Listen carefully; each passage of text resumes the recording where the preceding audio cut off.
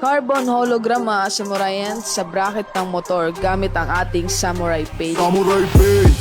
Lilihain muna natin ito mga Samurayan ang bracket bago tayo magpintura gamit ang 400 to 1000 grit in wet sanding. Kapag repainted naman, gumamit ng 150 grit at sundan ng 400 grit para matanggal ang pintura.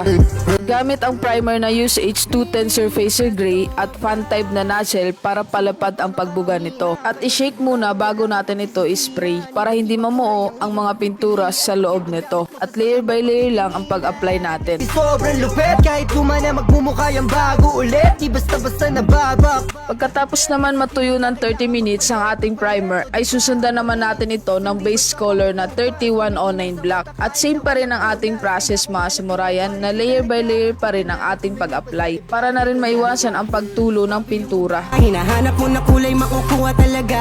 Para sa ating carbon design, gumamit tayo ng silver carbon transfer film at inalapat natin ito sa tubig at inalis ng dahan-dahan ang mga bula at inisprayan natin ito ng WF-05 water film activator at dahan-dahan nating ilulubog ang bracket ng motor para kumapit ang ating carbon. Ilan to puro forma, usapang sipay maaasahan. At hugasan natin ng bahagya ang carbon film para mawala ang lagkit o dulas nito. Ang iyong piliin. HG77 hologram naman ang ating gagamitin para magkaroon ng 7 colors or rainbow colors ang ating carbon film. Kalidad na pintura, subok na kahit kanino mo pa At para mas mag-glitters, gumamit tayo ng K1KT Twinkling Clear para sa ating clear coat. Sabi yung buga, hinahanap mo na kulay makukuha talaga.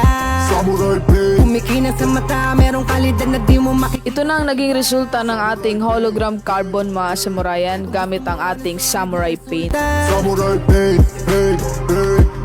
Bibilib ka sobra. Samurai